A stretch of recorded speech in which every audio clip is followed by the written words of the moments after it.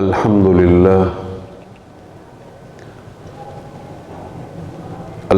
لله نحمده ونستعينه ونستغفره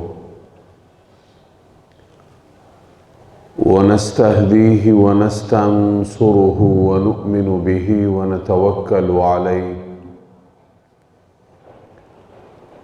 ونعوذ بالله من شرور أنفسنا ومن سيئات أعمالنا من يهده الله فلا مضل له ومن يضلله فلا هادي له ونشهد أن لا إله إلا الله وحده لا شريك له ونشهد أن سيدنا وسندنا وحبيبنا ومولانا محمدا عبده ورسوله أرسله الله إلى الناس كافة بشيرا ونذيرا وداعيا إلى الله بإذنه وسراجا منيرا ولكن أكثر الناس لا يعلمون. أما بعد فأعوذ بالله من الشيطان الرجيم. بسم الله الرحمن الرحيم. قد أفلح من تزكى وذكر اسم ربه فصلى بل تؤثرون الحياة الدنيا والآخرة خير وأبقى إن هذا لفي الصحف الأولى صحف إبراهيم وموسى. صدق الله العظيم. اللهم صل على محمد وعلى آل محمد كما صليت على إبراهيم وعلى آل إبراهيم إنك حميد مجيد. اللهم بارك على محمد وعلى آل محمد كما باركت على إبراهيم وعلى آل إبراهيم إنك حميد مجيد.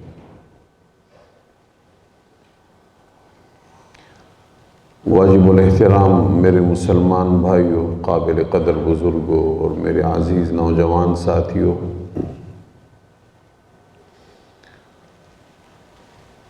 قرآن کریم کی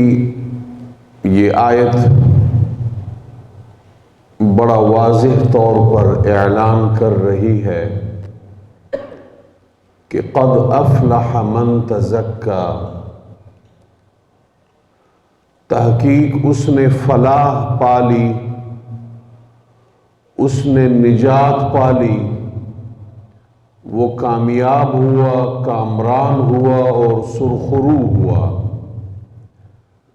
جس نے تزکیہ اختیار کیا، جس نے پاکیزگی اختیار کی،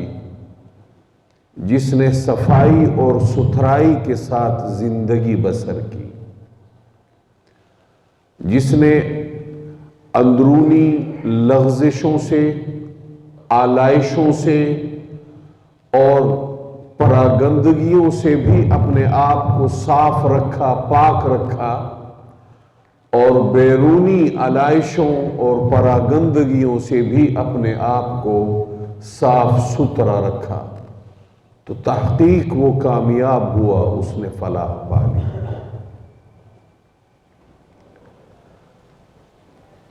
میرے عزیز ساتھیوں، انسان کی اصل زندگی وہ ہے جو یہ اپنے اندر جیتا ہے۔ اس کے اصل خیالات وہ ہیں جو اس کے اندر سے پھوٹتے ہیں، اور اصل گفتگو اس کی وہ ہے کہ جو اس کے اندر پیدا ہوتی ہے کلام نفسی کی صورت میں،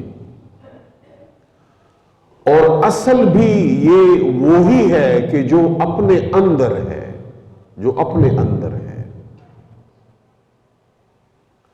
حضور نبی کریم علیہ السلام کا مکہ مکرمہ کا زمانہ کہ جس میں آپ صلی اللہ علیہ وسلم نے محنت فرمائی، جد و جہد فرمائی، صحابہ کرام رضوان اللہ تعالی علیہم اجمعین کے باطن کے اوپر، کے اندرون کے اوپر، ان کے قلب کے اوپر، اور اسی کو پھر قرآن کریم نے آپ علیہ السلام کی جو بعثت کے مقاصد تھے ان میں سے ایک مقصد شمار کیا کہ وَيُزَكِّيهِمْ آپ علیہ السلام اپنے ماننے والوں کا، اپنے نام لیواؤں کا تزکیہ فرماتے ہیں، تزکیہ نفس، اندر والے انسان کی کھانٹ چانٹ کرنا، اس کی تراش خراش کرنا، اس کو پاک رکھنا، اس کو علائشوں سے صاف ستھرا رکھنے کی کوشش کرنا، اور یہی اصل جد و جہد ہے، یہی اصل محنت ہے، اور یہی وہ لڑائی ہے کہ جس کو جناب نبی کریم علیہ السلام نے جہاد اکبر قرار دیا۔ جہاد اکبر، ایک غزوہ سے آپ علیہ السلام واپس تشریف لے کے آ رہے تھے تو حضور نے فرمایا کہ ہم جہاد اکبر کی طرف لوٹ رہے ہیں، اور وہ جہاد اکبر یہی ہے کہ جو مسلسل جاری و ساری ہے، مسلسل انسان کا جو تصادم ہے وہ اپنے اندر کے ساتھ چلتا رہتا ہے، مسلسل یہ تصادم چلتا رہتا ہے۔ تو یہی اصل لڑائی ہے اور یہی اصل جد و جہد ہے، اور اس میں کامیاب اور کامران ہونے کو قرآن کریم نے اعلان کے ساتھ ارشاد فرمایا ہے کہ قد افلح من تزکا، تحقیق وہ کامیاب ہوا، اس نے نجات پالی، وہ سرخرو ہوا جس نے پاکیزگی اختیار کی اور صاف ستھری زندگی اختیار کی۔ اور اللہ رب العالمین کا اپنے بندگان کے ساتھ جو تعلق ہے وہ رسمی تعلق نہیں ہے، وہ 9 سے 5 یا 8 سے 5 تک کا تعلق نہیں ہے، غیر رسمی تعلق ہے، غیر رسمی تعلق کہ جس کی بنیاد شفقت کے اوپر ہے، جس کی بنیاد رحمت کے اوپر ہے۔ اس لیے اللہ رب العالمین نے انسانوں کو اپنے اندرون کے خلاف جیتنے کے لیے مکمل ایک پروگرام عنایت فرمایا ہے، مکمل ایک پروگرام، ایک ضابطۂ زندگی دیا ہوا ہے اللہ رب العالمین۔ شعبان المعظم کی ابتدا ہو چکی، اپنے وسط کی جانب رواں دواں ہے، اور پھر اس کے بعد اگلا مہینہ رمضان المبارک ہے۔ اب رمضان المبارک اگرچہ ایک مہینے کا نام ہے کہ جس کا آغاز 1 رمضان کو اور پھر اس کا انتہا 29ویں یا 30ویں رمضان، لیکن در حقیقت یہ ایک موسم کا نام ہے، اور اس موسم کی ابتدا شعبان سے ہوتی ہے اور اس کی انتہا شوال پہ جا کے ہوتی ہے۔ اسی لیے اس مہینے کو شعبان کو بزرگی والا مہینہ قرار دیا گیا۔ عربی میں شعبان شاخوں کو کہا جاتا ہے، شاخیں، اور مراد اس سے نیکیوں کی شاخیں، کہ چونکہ اس مہینے میں بخششیں ہوتی ہیں اللہ کی طرف سے، مغفرت کے دروازے کھلتے ہیں، اس کی رحمت جوش مارتی ہے اپنے بندگان کے اوپر، تو نیکیاں شاخوں کی صورت میں بندگان خدا کو عنایت ہوتی ہیں۔ اور صحابہ کرام رضوان اللہ تعالی علیہم اجمعین کا معمول تھا کہ جب یہ مہینہ شروع ہوتا تو حضور سرور کونین صلی اللہ علیہ وسلم بھی روزے رکھتے اور صحابہ بھی روزے رکھتے، اور یہ در حقیقت رمضان المبارک کی تیاری ہوتی۔ تو یہ ایک موسم ہے کہ جس کا آغاز اس مہینے سے ہو جاتا ہے، اور موسم کس چیز کا ہے؟ روحانیت کا موسم ہے، روح کو تر و تازہ کرنا، روح کو فرحت پہنچانا، روح کو انبساط پہنچانا، اور روح خوش ہوتی ہے نیکیوں سے کہ جب انسان نیکیاں کرتا ہے، نیکیوں کو اپنی عادت بناتا ہے اور نیکیوں کو اپنے اندر شامل کرتا ہے اور اپنی زندگی کو تبدیل کرتا ہے، تو تب روح سرشار ہوتی ہے۔ تو یہ پورا کا پورا موسم اللہ رب العالمین نے ہمیں عنایت فرمایا، پورا کا پورا موسم۔ جناب نبی کریم علیہ السلام سے کئی روایات کے اندر مروی ہے کہ حضور صلی اللہ علیہ وسلم اس مہینے میں مسلسل روزے رکھتے، اور آپ علیہ السلام نے بڑی تاکید کے ساتھ ارشاد فرمایا کہ اس مہینے کے چاند کو اہتمام کے ساتھ دیکھو، تاکہ پھر اگلا مہینہ جو رمضان المبارک کا ہے اس میں کسی قسم کی غلطی اور خطا سے بچا جا سکے۔ اور پھر شوال کے اندر بھی روزے آپ صلی اللہ علیہ وسلم سے ثابت ہیں۔ تو یہ پورا موسم روزوں کا موسم، شعبان اور شوال کے روزے نفلی اور رمضان المبارک کے روزے فرض روزے۔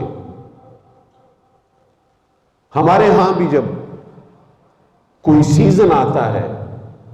تاجر حضرات اس کی تیاری کرتے ہیں،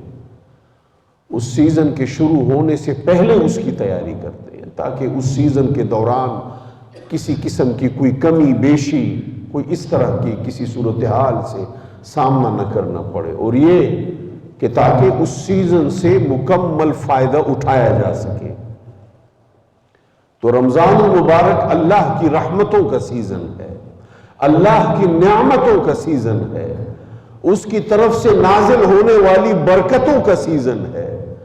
اس کی طرف سے عطا ہونے والی نوازشات، انعامات اور احسانات کا سیزن ہے۔ لہٰذا اس کی تیاری شعبان المعظم سے،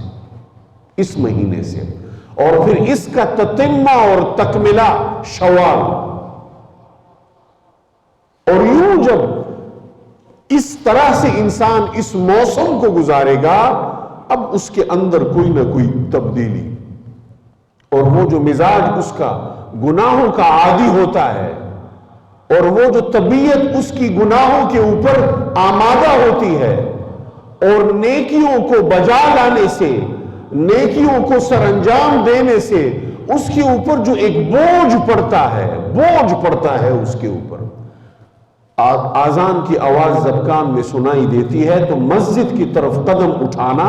یہ ایک بہت مشکل کام لگتا ہے، گویا کہ پہاڑ کسی نے اس کے سر کے اوپر رکھ دیا۔ طبیعت آمادہ نہیں ہوتی نیکیوں کو کرنے کے حوالے سے، تو جب اس موسم کو انسان گزارے گا اور اس طرح سے گزارے گا، اب اندرون جب تبدیل ہوگا تو اس تبدیلی کا یہ نتیجہ ہوگا کہ نیکیوں کا کرنا اس کے لیے آسان، مرغوب اور محبوب ہو جائے گا۔ چنانچہ جناب نبی کریم علیہ السلام نے دعا بھی فرمائی، اللہم حبب الینا الایمان وزینہ فی قلوبنا وکرہ الینا الکفر والفسوق والعصیان، کہ یا الہ العالمین اللہم حبب الینا الایمان، ایمان کو ہمارے لیے محبوب بنا اور اس کو ہمارے دلوں میں مزین فرما، اور نیکیوں کے جو کام ہیں وہ مرغوب اور محبوب بنا، اور کفر سے اور فسوق سے، عصیان سے، گناہوں سے اور نافرمانی سے ہمارے دلوں کو متنفر فرما، ہمارے دلوں کو متنفر فرما، ہمارے دلوں میں اس کے لیے کراہت کو قائم فرما، تاکہ ہم نیکیوں کی طرف آسانی سے راغب ہوں اور گناہوں کی طرف ہمارا دل آسانی سے راغب نہ ہو، بلکہ گناہوں سے کراہت محسوس کرے دل، گناہوں سے نفرت محسوس کرے دل۔ تو اس کے لیے میرے بھائیوں مجاہدے کی ضرورت ہے، اپنے اوپر جدوجہد کی ضرورت ہے۔ نفس اپنی اصل حالت میں انسانی جو نفس ہے وہ اپنی اصل حالت میں نیکی کی طرف مائل نہیں ہوتا، بلکہ آپ کو گناہ کی طرف کھینچتا ہے۔ وہ سرکش گھوڑے کی طرح ہوتا ہے، بے لگام گھوڑے کی طرح ہوتا ہے، اور انسان کو وہ گناہ کی طرف کھینچتا ہے، گناہ کی طرف وہ دھکیلتا ہے۔ پھر جب اس کے اوپر محنت ہوتی ہے، مجاہدہ ہوتا ہے اور اس کو رگڑا جاتا ہے، اب وہ نیکی کے اوپر آمادہ ہو جاتا ہے اور نیکی اس کے مزاج اور عادت میں شامل ہو جاتی ہے۔ اب وہ اس قابل ہوتا ہے کہ جب اذان کی آواز کان میں سنائی دے تو انسان کا دل کرتا ہے کہ اب وہ نماز پڑھے، اور کسی نماز میں اگر تاخیر ہو رہی ہو تو وہ اپنے اندر بے چینی محسوس کرتا ہے۔ کسی کے ساتھ اگر وہ زیادتی کر لے، کسی کا حق غصب کر لے، تو پھر وہ اپنے اندر بے چین ہوتا ہے، اور اس وقت تک بے چین ہوتا ہے جب تک اس کا حق اس کو دوبارہ لوٹا نہ دے۔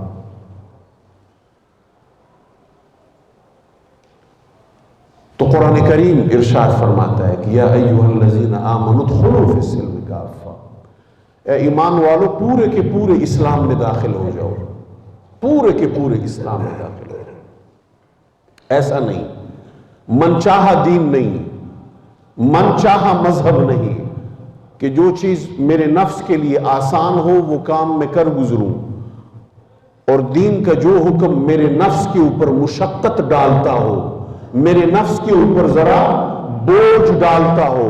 میرے نفس کے اوپر ذرا شاق ہو، اس کام کو میں چھوڑ دوں۔ ایسے نہیں، بلکہ ادخلوا فی السلم کافہ، مکمل طور پر اس دین اسلام میں، اس سلامتی والے مذہب میں مکمل طور پر داخل ہو جاؤ۔ اس مکمل طور پر داخل ہونے میں رکاوٹ کیا ہے؟ قرآن کریم نے آگے اس کا بھی ذکر فرما دیا کہ وَلَا تَتَّبِعُوا خُطُوَاتِ الشَّيْطَانِ، شیطان کی پیروی مت کرو، اس کے قدموں پہ مت چلو۔ وہ کبھی آئے گا آپ کے دل میں برادری کے حوالے سے وسوسہ ڈالے گا، وہ کبھی آئے گا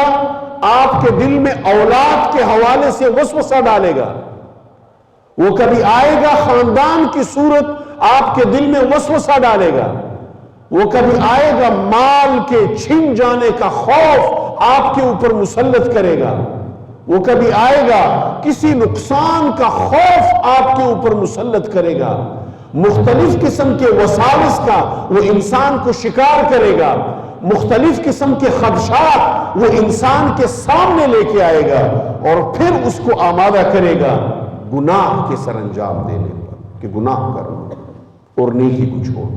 تو فرمایا وَلَا تَتَّبِعُوا خُطُوَاتِ الشَّيْطَانِ، شیطان کی پیروی مت کرو، اس کے پیچھے مت چلو۔ کیوں؟ إِنَّهُ لَكُمْ عَدُوٌّ مُّبِينٌ، وہ آپ کا کھلا دشمن ہے، واضح دشمن ہے، اعلانیہ دشمن ہے، چھپا ہوا دشمن نہیں ہے۔ وہ ایسا نہیں ہے کہ کوئی چھپا ہوا دشمن ہو اور معلوم نہ ہو ہمیں، بلکہ وہ اعلانیہ دشمن ہے، اور اس دشمنی کا اعلان اس نے خود کیا ہے۔ خلقتنی من نار وخلقتہ من طین، الہ العالمین آپ نے مجھے شعلے سے بنایا، آگ سے بنایا، اور آدم کو آپ نے مٹی سے بنایا، اور اس کے باوجود اس کو آپ نے میرے اوپر فضیلت دے دی۔ افضل تو میں ہوں، اس کو آپ نے میرے اوپر فضیلت کیوں دے دی؟ الہ العالمین، اس کو آپ نے زمین میں اپنی نیابت کیوں عطا کی؟ زمین میں نیابت تو مجھے ملنی چاہیے تھی، یہ زمین کی خلافت تو مجھے ملنی چاہیے تھی، یہ فضیلت مجھے ملنی چاہیے تھی، اس کو آپ نے کیوں دی؟ آدم کو آپ نے کیوں دی؟ اور پھر یا الہ العالمین اب میں گمراہ کروں گا اس کو بھی اور اس کی ضروریت کو بھی، دائیں طرف سے بھی آؤں گا، بائیں طرف سے بھی آؤں گا، آگے سے بھی آؤں گا، پیچھے سے بھی آؤں گا، ہر طرف سے آؤں گا اور گمراہ کروں گا۔ ہاں مگر تیرے وہ بندے کہ جو تیرے چنے ہوئے ہوں گے اور جن کے اوپر آپ کا خاص فضل و کرم ہوگا، بس صرف وہی میرے چنگل سے بچ پائیں گے، باقی نہیں بچ سکیں گے۔ یہ اس کا اعلان ہے انسان کے ساتھ دشمنی کرنے کا، انسان کے ساتھ دشمنی کا اعلان اس کی طرف سے ہے، دشمنی کا آغاز اس کی طرف سے ہے، اور اللہ رب العالمین نے اس کو بنی نوع انسان کے لیے آزمائش بنا دیا، امتحان بنا دیا۔ کھول کھول کر اس کو بیان کر دیا شیطان کو، ابلیس کو، اس کے وسوسوں کو، اس کے دجل کو، اس کے مکر و فریب کو، اس کی ہر چیز کو۔ تو یہ مطلب ہے کہ اِنَّهُ لَكُمْ عَدُوٌّ مُّبِينٌ، یہ آپ کا کھلا دشمن ہے، واضح دشمن ہے، اعلانیہ دشمن ہے، لہٰذا آپ اس کی پیروی مت کریں۔ لیکن اس کے باوجود ہم اس کی پیروی کرتے ہیں۔ اللہ کے اوپر بھی ہمارا ایمان ہے، آپ صلی اللہ علیہ وسلم کے اوپر بھی ہمارا ایمان ہے، اور شیطان کے رجیم اور مردود ہونے کے اوپر بھی ہم ایمان رکھتے ہیں کہ یہ رجیم ہے، مردود ہے، یہ ہمارا دشمن ہے، اللہ کا دھتکارا ہوا ہے۔ ان چیزوں کو بھی ہم مانتے ہیں، ان آیات کے اوپر بھی ہم ایمان رکھتے ہیں، لیکن اس کے باوجود اس کی پیروی کرتے ہیں، جگہ جگہ پہ کرتے ہیں۔ کیوں کرتے ہیں؟ اپنے اندرون سے مجبور ہو کر، کمزور پڑ جاتے ہیں، انسان کمزور بھی ہے تو کمزور پڑ جاتے ہیں، اس وجہ سے اس کی پیروی ہو جاتی ہے، اس کے پیچھے ہم چل لیتے ہیں، اس کی بات ہم مان لیتے ہیں، عصیان اور گناہ ہم سے سرزد ہو جاتا ہے۔ تو میرے بھائیو، اسی مقصد کے لیے اللہ رب العالمین نے مجھے اور آپ کو یہ موسم دیا ہوا ہے، پورا کا پورا یہ موسم، کہ اس میں اپنے اندرون کے خلاف لڑنا، اس نفس کو قابو کرنا، اس کی تراش خراش کرنا، اس کی کانٹ چھانٹ کرنا، اس کو مہذب بنانا، نیکیوں کو اس کی عادت میں شامل کرنا اور اس کو نیکیوں کی طرف راغب کرنا اور گناہوں سے اس کو متنفر کرنا، یہ نسبتاً آسان ہو جاتا ہے، یہ نسبتاً آسان ہو جاتا ہے۔ تو اس لیے میرے بھائیوں، پوری تیاری کے ساتھ ہمیں اس مہینے میں داخل ہونا ہے، پوری تیاری کے ساتھ، رمضان المبارک میں جب پوری تیاری کے ساتھ ہم داخل ہوں گے تو اللہ کی ذات سے پھر امید ہے کہ انشاءاللہ العظیم ہم بہت حد تک اللہ کی رحمتیں، اس کے انعامات اور احسانات بھی ہم حاصل کر لیں گے، اور خود کو کسی نہ کسی درجے میں تبدیل کرنے میں بھی کامیاب ہو جائیں گے، تبدیل کرنے میں بھی کامیاب ہو جائیں گے۔ اصل مقصد یہی ہے میرے بھائی، اس مہینے سے اصل مقصد اپنے آپ کو بدلنا ہے، وگرنہ یہ مہینہ ہر سال آتا ہے اور چلا جاتا ہے۔ اصل مقصد اپنے آپ کو بدلنا ہے، اور وہ پورا کا پورا فلسفہ میں نے آپ حضرات کے سامنے رکھ دیا کہ اندرون کو بدلنا کیوں ضروری ہے، اپنے اندرون کے خلاف لڑنا اور جدوجہد کرنا کیوں ضروری ہے، اپنے اندرون کی کانٹ چھانٹ کرنا کیوں ضروری ہے، کیونکہ اصل وہی ہے جو ہمارے اندر ہے، اصل وہی ہے۔ باہر تو ہم خوبصورت کپڑے بھی پہن لیتے ہیں، چکنی چیڑی باتیں بھی ہم کر لیتے ہیں، بڑا خوبصورت ہم بول لیتے ہیں، لیکن اگر اندر گندگی ہو تو پھر بات نہیں بنتی، پھر بات نہیں بنتی۔ اس لیے ہم اگر نمازوں میں غفلت ہے آج تو اس غفلت کو دور کرنے کی کوشش کریں، تلاوت میں غفلت ہے آج تو اس غفلت کو دور کرنے کی کوشش کریں، مسجد کے ساتھ اپنے تعلق کو بڑھائیں، ذکر اذکار کی طرف تھوڑا سا آئیں، اور اگر بازار میں، منڈی میں، کاروبار میں، تجارت میں کسی کمی کے ہم مرتکب ہو رہے ہیں، کوشش کریں اس کو دور کرنے کی، نیکیوں کی طرف آئیں، اپنے مزاج اور طبیعت کو نیکیوں کے اوپر آمادہ کرنے کی کوشش کریں۔ ابھی سے ہم اس کا آغاز کریں گے تو پھر جب اس مہینے میں ہم داخل ہوں گے تو کما حقہ ہم انشاءاللہ العظیم اللہ کی رحمتیں، اس کی برکتیں، اس کی نوازشات، انعامات اور احسانات ہم حاصل کر سکیں گے۔ اللہ رب العالمین سے دعا ہے ہمیں ہماری ان دعاؤں کو اور ہماری ان نوازشات کو، ہماری ان جو گزارشات ہیں ان کو اپنی جناب میں قبول و منظور فرمائے، اور ہمیں آپ علیہ الصلوۃ والسلام کے راستے پہ چلائے۔